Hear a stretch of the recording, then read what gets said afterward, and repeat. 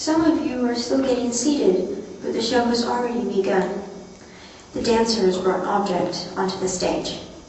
You might not know what it is, but it looks rather fluffy, and some dedicated theatergoers might immediately come to think of a certain four-letter word. Other than the object on stage, this word can also mean grandmother in Hawaiian. It is a Babylonian and Akkadian god. It's an album by Miles Davis, and it is also a poisonous, berry-bearing shrub in New Zealand. The four-letter word that is on stage is a type of skirt used typically for ballet. This particular one is a dark maroon with white fluffy bits and a white front with gold trim. It has a history of shows in various parts of the world and parties dating from the year 1999. Wearing it makes me feel like I should be more pulled up and long and thin, which I know I'm not. I don't see myself as a ballerina. I'm not one. But it makes me want to move differently, be less human, fairy tale-like. It makes me want to be beautiful. When one does ballet, it needs to look beautiful. Soft, easy, enjoyable. Somehow, a tutu helps to get there.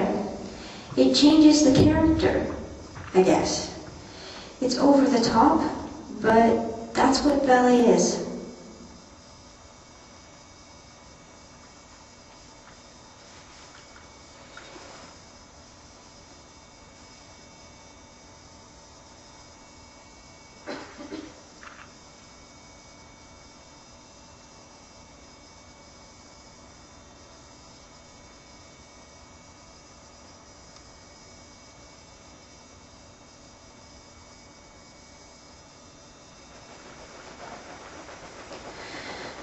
Other people besides me have worn it for various reasons.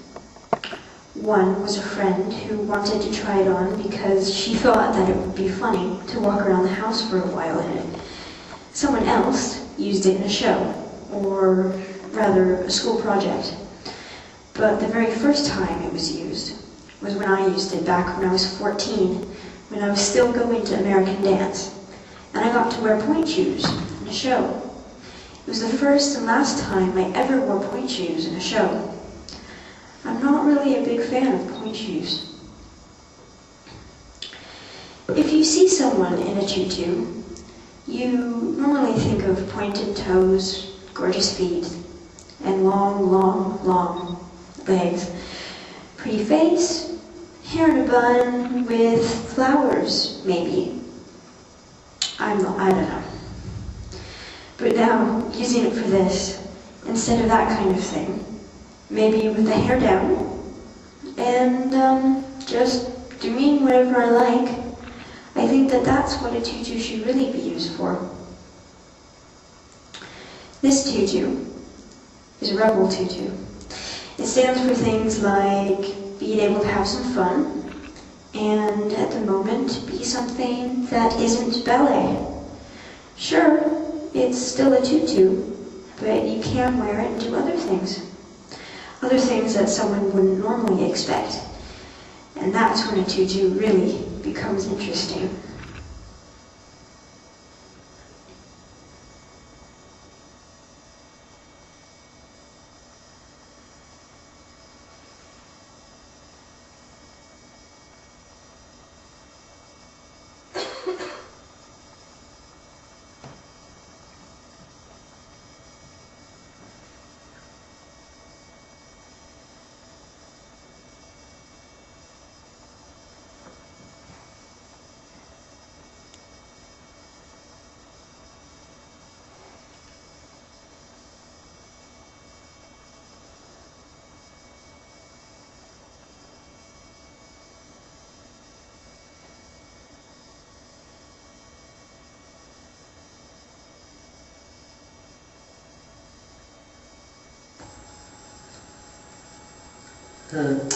What's the theme?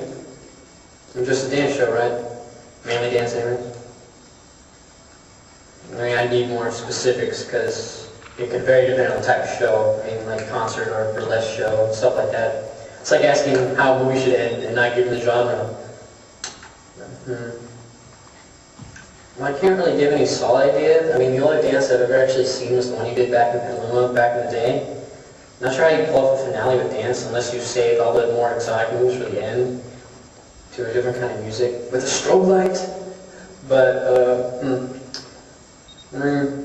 if the end doesn't have more of a snap, then it's just going to be pretty much the same as the rest of it. You can stop anywhere and it would be over. You should have something that separates the end piece from the rest. Perhaps like more performers on the stage at once, or some sort of pose that involves everyone closer together. It's cliche, but it works. There should be some sort of climax at the end of the performance. Pyrotechnics maybe? That'd be sweet, but dangerous. Like you doing a backflip over a bottle rocket that comes flying across the stage. Everyone else making rings with their arms that whistles through.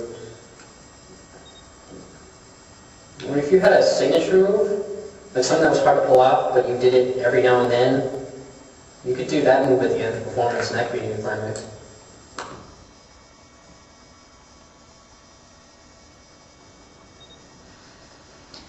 Everything gets boiled down to one focal point. Stereotypically, it can end with a bang. To keep the piece interesting, it should finish before it answers all the questions. It's the stopping of an action. All movement finishes. The story ends, the lights go out. The audience breathes into the silence.